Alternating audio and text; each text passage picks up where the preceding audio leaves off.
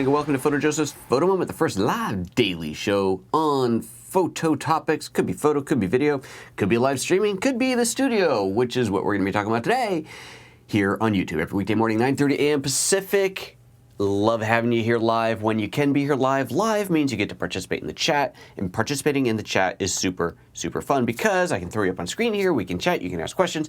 And this show, for those who are watching live, we are using, well, for the second time, yesterday was the first time, but yesterday's show is totally different anyway, but for the first time from the studio, we're using YouTube's new ultra-low latency interaction, which means, as we have timed on the pre-show, we're looking at between 7 and 10 seconds only delay.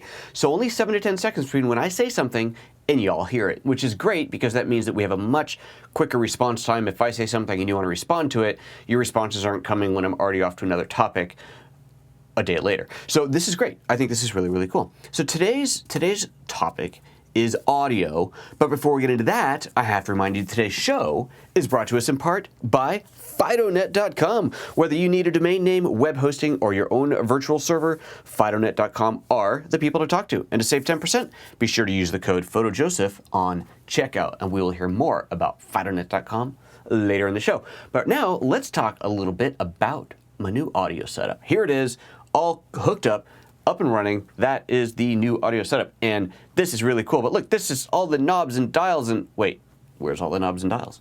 Where's all the knobs and dials? That's the crazy thing about this thing. So this is made by Behringer. This is the X AIR XR16. I had to look at the model. XR16. It's got 16 inputs. That's a lot of inputs. Did I do that right? I did. That's a lot of inputs. That's more than I had before. My old Yamaha had 8, 10, something like that. And I'm looking at it on the floor down there. It didn't have this many. And it's cool because it's giving me more options. You never think, when I even bought the Yamaha, I thought, oh, should I get this one or should I get the smaller one? It's not that much more for the big one. I'll get the bigger one. Now that I've got all these, it's like, ooh, I can run this through it, I can run that through it. It's kind of cool. One of the things that I'm going to be doing is running for when I do interviews and the podcasting, which incidentally, the whole kind of pseudo-podcasty, let's just talk about news, we are going to do that. I'm not starting it today because we're not totally set up for it, but I think next Wednesday we'll start that. So anyway, so we will be doing that. But then I can take, if I have guests, I can take the Skype conversation, route it through here, and route the EQ on that and make them sound better as well, which I wasn't able to do in the past, which is really, really cool. Burnsec is saying, which Yamaha mixer do you have again? It's an MG something, MG12XU. I guess the 12 is how many inputs it had, but they were like different. Anyway, MG12XU, that's what I had in the past. Michael Simmons says, Lord have mercy, still no picture. Well, Michael Simmons, refresh your screen because everybody else has got picture. And Martin says, like frames dropping. I agree, but frames are dropping. It's only me. Oh, Ben says, the frame rate seems strange. Movements aren't smooth. Movements are jittery. Interesting. I wonder if we're pumping too much data, although we're using the same preset, the same 6 megabit preset that I was using before. Interesting. Well, Burns says it feels like 24p. Well, Burns, it is 24p, actually. So there you go. But Sean says, not for me. Everything looks and sounds good. Excellent. Huh, interesting. No frame drops, but video jitters. All right, well, one of the things that'll be interesting to see, and this is something we learned yesterday with yesterday's little experiment, was that even though you guys were seeing a lot of dropouts yesterday, and none of those were recorded, the video and audio dropouts, those were not recorded in the final stream, which I wasn't recording locally. This is just what YouTube gets. So YouTube is caching the video as it gets it. Obviously, it's also streaming it live, but then once the show is over, it goes through this processing stage, and then once it's done, the video is ready for complete playback, and at that point, the dropouts aren't there. Now, yesterday there were dropouts for 2 reasons. We had one of the reasons was the microphone setup, and then the other dropouts were related to either Wi-Fi connectivity or the phone or the YouTube app or the YouTube streaming service, whatever, something in that side of it, but there were 2 different things. Today, the only dropouts should be because of YouTube itself. So it's going to be very interesting to see. I did have to set up a new streaming thing. I know for those of you who were going to watch the live training yesterday, you decided that we couldn't because, oddly enough, I went to set up the show and it said cannot load list of shows. And I was at a total loss. We tried a bunch of things, ended up having to push the show out 24 hours while we troubleshot it.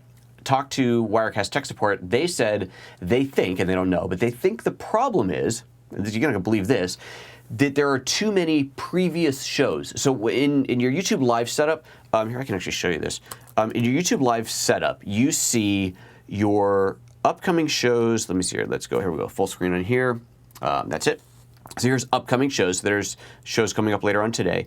And then I go to completed shows, and it shows all the previous shows. And I'll take a moment to load that that we've done. And hello, come on, you can do it. There it goes. And there are 197 previous shows. And they said, well, that might be the problem. And I said, well, why? I can't delete those because those are actually active shows. But apparently Wirecast believes, they're not sure, but they believe that they're loading the entire list of shows, including the old shows, which actually would explain why it takes so long to load up a list of shows on there. But why would you load the previous shows? That actually not displayed in the interface. So Wirecast has clearly got to sort this out. Fortunately, the way we're going live today with Wirecast is we created a custom RTMP stream and just grabbed the key and the URL out of YouTube and dropped that in there, and that's working fine. But because we did that, I delete the old preset, and then I went, oh crap, I don't remember which streaming preset we're using, and I have a custom one that I built, and I think that was the one we were using. But I could be wrong. It's a 6 megabit stream. It might actually not be. I might have backed off on that. Anyway, that's a long way of saying, well, the Wirecast issue is just weird. So if you happen to be watching this and never run into that, that might be why. But also the quality, if you're seeing drops, hopefully it's just the YouTube thing. Maybe it has to do with the new ultra low latency thing, or it might just be that I'm trying to pump too much data, but it's way, way below my bandwidth limit. So I don't know. I guess we'll see. We will see. Anyway, so let's see what else is going on in the chat room. Then we're going to start talking about the goods here. Jake says it's looking smooth there, so that's good. Alphamosimo John, there we go, says, oh, you're using the ultra low latency mode, right? Yes, that is it. Maybe that's it. YouTube's changed their processing algorithm thingamajig, causing playback issues will get better as they tweak it. Yeah, they're always tweaking, aren't they? Burns said, Chrome, da-da-da. Okay, you guys are, oh, good, and Michael's all straight now. Excellent. Michael, did you just have to refresh your stream, or what did it take? Okay, so let's talk about the gear here. So this hardware, now first let me say a couple of things. This, as you saw in the unboxing, this was a gift. This hardware was donated to me by one of you viewers who wishes to remain anonymous, and I thank you very much for that. You are too kind. This is incredible. It's been so much fun to play with, and I felt badly that I didn't get to set it up until just now because I've had it for a month, but it came right before the vacation, anyway. So it's up and running now. I still got a lot of tweaking to do.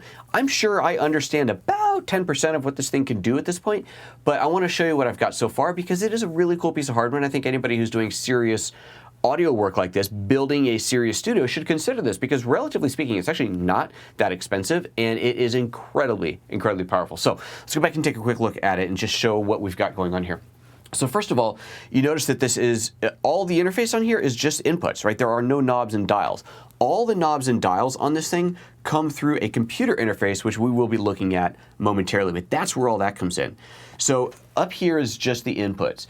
And it is connected to my computer and or my iOS screen via network. Now, it could be a wireless network, so it's got its own antenna here, so you can create, this device will create its own wireless ad hoc network, or you can just have it join a wireless network, or as I've got here, since I had the Ethernet in here, it's just plugged in directly, which obviously is going to give you the least likely to drop out and better performance and so on and so on. There's a little switch up here, so you can switch between Ethernet, Wi-Fi client, or access point. You just hit this little switch on there. MIDI interface, not using that. USB, this is allowed for recording your show. It's an output device. I think it might also be an input. I'm not really sure. But I haven't hooked this up yet, but you can feed this out to something to record, even just plug in a memory stick to record, which is great because what I've done in the past, and I haven't configured it yet, is using the Yamaha. When I was doing shows where I wanted a separate audio recording, I would record the output of that into an iPad, which I still got to see if I'm going to do that, and that would give me a separate recording of the dialogue. So kind of cool. So we can play with that. Now, let's go back to this thing. You've got, so that's the USB, and then there's all these inputs. So there's 8 XLRs and 8 TRSs, and the XLRs are combo XLR/TRS. So I can take out a TRS plug if I needed to plug it in there for some reason. I could do that, and yeah, and then off it goes. So I've got this is, which mic is this? This front one is my lav mic. I think that's my lav. Yep, that's my lav mic. This is a slot for the Rode, which I'm not using right now. That's a slot for the Heil PR40, a couple empty slots. These are coming in from the chat computer. No, sorry, these are coming in from the ATEM. So remember, you might recall in the past, I had two mixers. I actually had, still have it here. I had a secondary mixer plugged in, which I had learned I didn't actually have to do. Someone told me how to fix it, but I never did get it set up that way. But the point of the second mixer was I need to hear the show, right? I need to hear the live program so I know exactly what you guys are hearing. In the past, I'd had it set up where I was monitoring my own audio, but I couldn't necessarily hear everything that was going out. And we ran into problems because I would think something was playing when it wasn't, or worse, something would be playing when I didn't know about it. And people are like, dude, there's music in the background. I'm like, oh, I had no idea. So what I do is I take a feed from the ATEM. The ATEM, remember, is my big switching interface that's up on the roof here. And I loop that back into here. Now, previously, I was looping that into the other mixer, and I was mixing it in with the talkback mic that Ryan is on. But now instead, this is set up so that these are coming in from the ATEM. So there's a stereo, so I'm getting a stereo off of that. And then this is the loopback mic coming in from Ryan. So Ryan's got a little mic out there. And then those are set up, and I'll show you how to do this, or how this is set up momentarily. But those are set up so that I'm hearing those, right? And I'm not hearing what's going into the mixer, but I'm hearing what's coming out of the ATEM plus Ryan. But you don't hear it because it doesn't loop back. It's set up to not loop back. It's crazy cool. So that's all set up and running. Love that. Then let's see, I've got in here, these are coming in off of, yeah, this is the one that's coming in off of the Chat Mac. So that's the one that will allow me to control the audio a bit more coming in from any Skype connections. And then this is just my iPod coming in that plays the background music for those occasions when I need to fade in a little bit of background music coming in there. So that's all set up in there as well. And that's basically all that's plugged into the inputs. And then you got the outputs. So the main outputs down here, this is what's feeding into the ATEMs. This is everything going out. And then, this is really cool. So this is my headphone, I know you can barely see it, but there's a headphone monitoring port there. And just for giggles, here's what I've done. I've connected that to the cheap wireless transmitter pack that I was playing with. And check this out. Look, I got no strings on me. Look at that, see? I am not connected wired anymore, but I'm still on the ears, which is huge. But I don't know, there's something weird about it. My levels are not, I gotta play with it a little bit more. But that's working. So it's a great use for that inexpensive pack. And so far, hopefully it's not interfering with anything because I'm wearing two wireless packs now. So anyway, so there's that. So that's the hardware side of it. So let me show you the software side of this thing because this is crazy. BurnsTech is asking, is it rack mountable? Yes, it is BurnsTech. This is absolutely rack mountable. It comes with wings or ears, figure what they're called, but it comes with them so you can attach them and put them on a rack. And Ben says that's a sexy looking GUI on the control interface. It's a little complex. Ooh, Ryan, bring me my iPad, please. It's in the brown flat bag that I threw on the couch when I walked in. I'm going to show it to you here, and I'm also going to show you on the iOS. The iOS interface is actually a lot nicer, but I'm learning it on this interface because I think there might be more control, and we're starting with that. Jake says, yes, you can do simultaneous playback and record from a USB stick as well as on the USB interface. Okay, cool. Oh wait, simultaneous playback and playback, so I could load audio tracks in there. That's interesting. Oh, there's so many cool options. Ooh, this is so much fun to play with. Okay, and Andrew says, why does all the audio stuff have to be so freaking complicated? Agreed, but in all fairness, video ain't any easier, right? It's just that I think most of us watching are coming from a video and still photography. No, the skinny, flat, dark brown one. Coming from a video photo world, and so the video stuff makes a bit more sense. Then again, maybe audio is just more complicated. There's a lot. Let's take a look, shall we? So here's the interface. Let me just go into the mixer view. So here's the straight up mixer view. And I mean, if you look at the whole thing, it's like, what the heck is going on here? But here's really cool. All of these are labeled, which is beautiful. I right-click on this, and I can type in whatever I want. So I can, type in lava, whatever. I type in the name in there if I want to, and color code them, and that is so cool. Oh, look, there's even presets in there. I didn't know that. So that is really, really cool, allowing me to very quickly keep an eye on there. So the green ones are my mics. The red ones are my returns. These are the ones that aren't going out to you guys. These are my chat system coming in. So that's a computer. I'm going to bring in the other computer. I'll pair that in here and label that the same blue. There's the iPod. That was the iPod. You could hear that music coming in. And then there's the Aux Outs. So one of the things I didn't show you on here that has 4 aux outs on here. 1, 2, 3, 4, and each one of those can be configured differently so that I send different groups to different ones. So in the case of the recording the show, recording my dialogue separate from everything else, in theory now, and I haven't played this yet, but in theory I could record my audio and just my audio, my dialogue, separately from everything else, and or just the dialogue coming in from Skype, for example, separate from everything else, by sending them on the aux out there and plugging them into something to record. Really just so cool, so powerful. It's like, again, the possibilities are still are quite overwhelming, let's be honest here, because there's so much that you can do. I'm going to put this thing on Do Not Disturb, and I'll bring up this interface in a moment here. Okay, so let's go back into this screen. So let's just focus on one. So this is my lav. You can see me talking in here. I've obviously got levels in here, so I can bring that up or down and make that louder or quieter. You see that in there. And then all of this stuff are basically displays, kind of shortcut previews of all the other things that are happening in here, which if I look at, so I click on the channel mixer, and let's bring up the lav. So I'm looking at the channel mixer for this lav mic, and you see I can do things like enable phantom power. Now right away, here's a huge thing. I can enable phantom power individually for, just do this display. I can do phantom powers individually per input, which I could not do on the Yamaha. The Yamaha was a global phantom power on or off, which they say you should have, all your mics should either be phantom power required or not. But then audio experts will say it doesn't matter if you feed phantom power to something that doesn't need it, it's not going to hurt it. But then Yamaha says you shouldn't do that, you might hurt it. And you're going, okay, well, great. So, you know, who do you listen to? Yamaha is definitely a CYA thing. They don't want to be responsible for damaging your microphone, but still, it's nice to know that here I can send phantom power on an individual channel. That's just insanely cool right there. So you got that. Polarity reversing, stereo link. So the stereo link is really interesting. So obviously, as most of us know, and I confirmed yesterday because I wanted to make sure, XLR, these XLRs are mono, right? It's 3-pin XLR. Apparently there's a 5-pin XLR that is stereo, but that's not what this is. It's 3-pin XLR, so they're mono. So if I want a stereo signal, I've got to send in to 2 of the XLR inputs.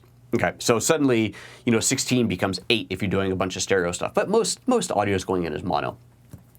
All right, so if I do want to send in a stereo pair, like for example, if we look at this here, the iPod's a good example here, right? The iPod has got a red and white. They're coming in off stereo. That's just plugged into an old iPod that's on an infinite loop of playing, and that is a stereo pair. So now I don't want to have to adjust the individual left and right channels individually when I'm doing this here. So if we look at this, let me go over to the iPod.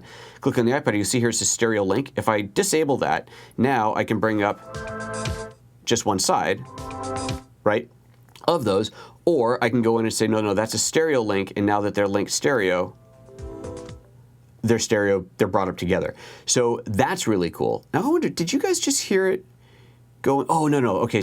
No, I know you heard it, but I was thinking left and right. So watch this. So this is, I'm going to bring that down low. So that's set up as a stereo pair right now. If I unlink that, let's see here. So I should be able to. I'm not hearing the stereo feedback, but that might just be me and my monitoring. Are you guys hearing it pan left to right? Oh, let me turn this one down. Ryan's saying yes, you are hearing it pan. Okay, good. So that's what it should be in there. That is going to allow me to do some interesting things. One of the tests that I had wanted to do before, but I didn't quite have the stereo thing hooked up right, was to do a microphone test and send one mic out one channel, one mic out the other, so that you as the live audience could go, you'd have to put on headphones to really appreciate it, but you could take your left-right balance and go, okay, that's one mic, that's the other, and go back and forth at will. That'd be kind of cool, right? So that was something I was going to do earlier, but I couldn't quite get it to work on the other mixer, but now I have the ability to do that. Pretty slick, right? Burnstack is saying phantom power in independent channels is nice. I've never hurt non-powered devices with phantom power. It's similar to power over Ethernet. You can use PPoE ports and non-PoE devices with no issues. Cool. But still, why risk it if you don't have to, right? Right. Okay. So back into this.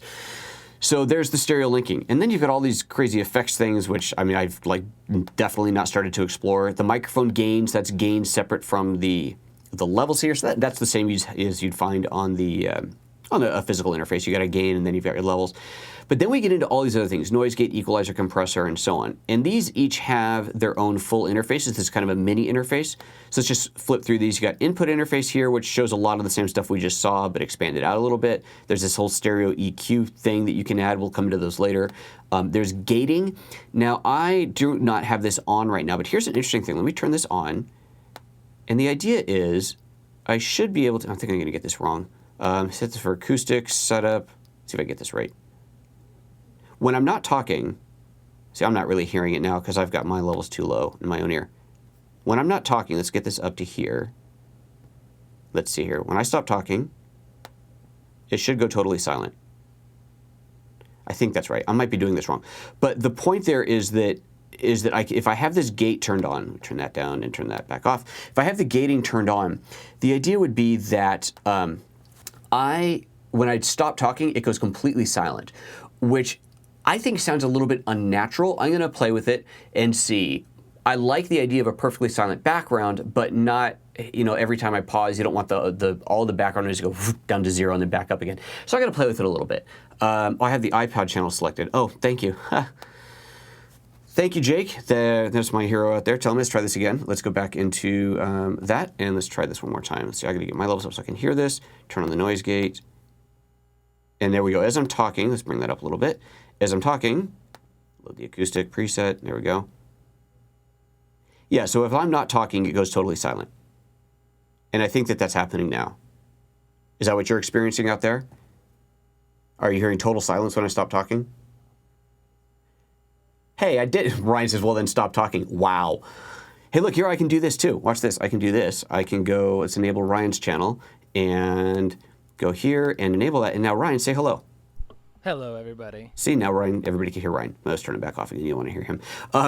So what did you, was that dropping it down? Yeah, so total silence, Martin's saying. Yeah, so that's, but I think that sounds odd, right? Do you agree that that is an odd thing to hear, like you should hear some background noise? You tell me. What do you think?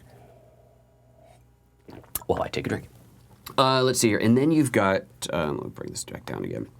So because I'm using this wireless thing, I'm getting weird clipping. I gotta figure that out. It's weird in my ears, but that's not for you.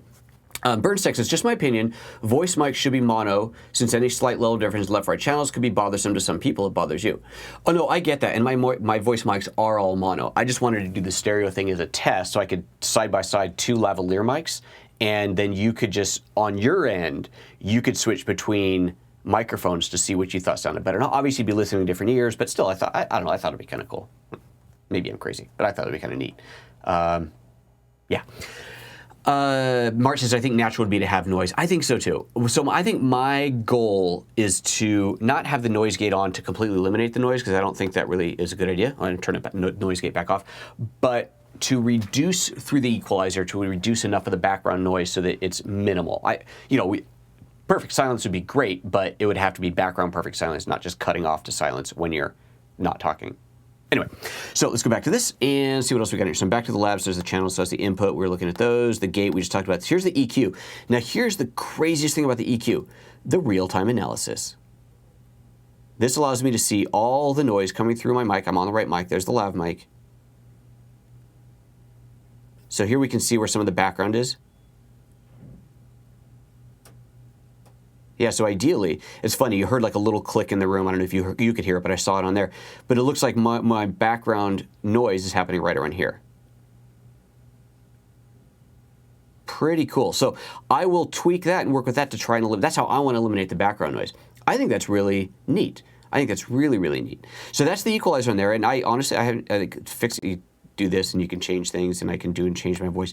The problem with adjusting this is that I am listening to myself, and it's really hard, I think, to, let me reset that now, that's horrible. I think it's really hard to adjust your own voice, right? If I'm talking, hearing myself, and trying to adjust my voice, that's really hard to know if it sounds right. You really need a second person who really knows what they're doing to be in there tweaking that. That's my opinion. I don't know, maybe if you're an audio expert, you can actually do that. But like, it makes my brain hurt. But it's insanely cool to see that I can see my dialogue, my voice, I can see where my highs is, where's my lows. I've got this low cut here that is turned on, so if I take that down, we can see if there's any lows. And here's the advantage of this. So I'm talking right now, there's nothing happening in here. So there could be some background rumble that comes up, but there's absolutely no point in having that, so we may as well just cut all that background stuff off to make sure that we don't get any of that background noise suddenly sneaking in, which is really, really neat. And Ben's saying, might be a good idea if they're making a lot of noise next door to cut a zero output. Very true. And here's one of the other really interesting things about this setup. Because the whole control surface is virtual, I can see it here, but Ryan could be running it out there as well. And so if he starts hearing some background noise come in, or if he feels like my levels are too low, too high, I'm playing music, it's not high enough, low, whatever, he can go in and make changes to it, which is really, really cool. So I don't have to be dealing with that. Now, obviously, he could have done that if the physical mixer was out there, but that's, we're not a full, it's not like a TV studio in here. It's this little room. So I find that really, really cool. So I'll show you the iPad later. I don't want to forget to do that. Anyway, so we got that. So there's the equalizer with the real-time analysis, which is just way, way cool. And then there's the compressor. So the compressor is on. You've got these presets. I can just load the vocal preset on there and then just leave that turned on. And it is on right now. But this is something that I might play with, tweak with a little bit, see if I can get this sounding even better. But that's the basic default on there. Sends, this talks about sending things out to the individual buses. These were those extra buses on there. So I haven't even started to play with, but there's that interface for those of you who are looking at this going, oh, cool. I'm looking at it going, what? But I see, here's my 4, and then I don't have 5 and 6, right? There is no 5 and 6, I think. Oh, wait, there's an on. Maybe I do. Okay, I have no idea what that is. But anyway, so there's that. And then the main output, yeah, I totally don't know what's happening in here. And then there's the effects panel. Look at this crazy stuff. So I've got full on, look at these simulators, simulating these little analog compressors. And what do we got here? There's 4 of them in here. No, there's a whole bunch of them. My God. Stereo guitar amp. I could open that up. Oops, let's open that up. I mean, look at all this stuff. This is all insane, the things that I've got in here. So all these different mixers. Let's see what I can, ambience. Let's turn this on. Wait, is this on? Yeah, that's on. I don't even know what this stuff does. I'm not, let's do one that's would be kind of obvious. Room reverb, here we go. Room reverb. Let's see if I can get room. Let's turn the room up a little bit. I don't know if anything's happening out there. I'm not hearing much, so I don't really know. I don't know what's going on. I have no idea how this works. But look, you got all these controls. How's that sound? You've got them. Let me just turn all these off because I don't know what they're doing. But look at all that stuff. Okay, unmute the FX. Oh, am I even writing? Yeah, I'm writing that one. Unmute FX, unmute FX. Somebody says unmute FX. Where would the FX be? Ah, the FX. Oh, okay. There we go. Oh, come here. Click, click, click, click. Okay. Oh, I didn't realize those were separate things. Okay, so now let's turn this on. Room reverb, that's on. But I'm still not hearing anything. So as I bring these up, no, I'm not hearing anything. Yeah, I have no idea how this stuff works. Bus 1 and 2. Wait, what I want to look at? I want to look at the main. Main left and right. No, maybe do I have to? There we go. Okay. Let's see here. Take a step down. Turn the room size down. So I turned those like 15 things to turn on. Let's just turn this off. Let's just turn that off now because that's crazy. Let me just mute all these to make sure I don't accidentally turn those back on. Crazy stuff. There's a ton of. There's way too many buttons. Okay, you're right. Audio is more complicated. But there's a lot of stuff to play with in there too. So more compressors, more getting that radio sound. Try and replicate as much as I can the fantastic audio that I got off of this mic. Right, so I still got this here, so I haven't even configured this at all. But I've got this mic here, which is apparently not working. Nope. Okay, I don't know what happened there. But I haven't configured it at all. So anyway, so there's this mic. I could try and kind of recreate some of the bigger, better sounds of the bigger, better mic. Anyway, that's what the EQs and all these other things can do, to a degree, obviously. Let's not get carried away. But yeah, all kinds of fun stuff. Let me mute that mic again. Fun. So there's that. And then what else? Let's go back into here. We've got meters in here showing us everything, which I see a lot of that already, but there's just a nice big old meter readout. It's incredible. It is really, really remarkable what all this stuff is. So that's that basic interface. Again, there's so much more to it. I am just starting to get started on this thing, but I wanted to show you what I've learned so far. Sorry, I wanted to show you this as well. So remember I talked about the ATEM, that's the switcher, and Ryan coming in here, and I've got those red. So right now, if I go to my mixer, no, not the mixer, channel, here we go. you see this, it says main out is disabled. If I look at my lav, that's enabled so that this microphone is being piped out to the main output. These, my stereo left and right for the ATEM, and then Ryan's microphone are not going out there. And then on top of that, I have soloed these three. So I've gang soloed these so that this is all that I'm hearing. This soloing is just for your monitoring. This has nothing to do with the master output, which actually I did not know. It would have confused the hell out of me if someone hadn't told me. But these solos here are just for what I'm hearing. So I'm only listening to these, which ideally is all of this stuff being sent through. It's just that the loop back is not going to you. And then, of course, Ryan is the exception. He's going only to me and not to you guys. So there's that. Okay, so now let's see here. Let me fire up the software on here. And let's make sure it's connected. It's loading everything. And here we go. Check out this interface. There we go. Check out this interface. So it's a much kind of slicker, sexier type of UI. I don't know if it's exactly all the same controls or what, but like there's all my meters on there. Let's go back. Different shows and scenes. I didn't even look at that earlier. Effects, routing, that's all in here. And if I got my levels here, I can adjust that. It's my return. Oh, this was not actually loaded. Let's see here. There's a way. Let me set up to sync this. Let's see if I can figure this out. There's a way to load all the settings from the device. I'm not going to screw with it. I might mess something up totally if I do that. Anyway, so we're not synced up to the device here for some reason. But it is there. You can see all the controls in there. And then if I go to the, no, not the effects. Where was it? Where was it? Oh, darn it. I wanted to look at the EQ. Where was the equalizer? Snapshots, no. Should be effects, right? Wouldn't you think? But that's not it. Oh, shoot, what have I done? Because I wanted to show you the real-time analysis on here. Oh, there it is. Right, I had to select that. There's the EQ, okay, RTN there, and then we're still getting that whole real-time analysis happening on this thing as well.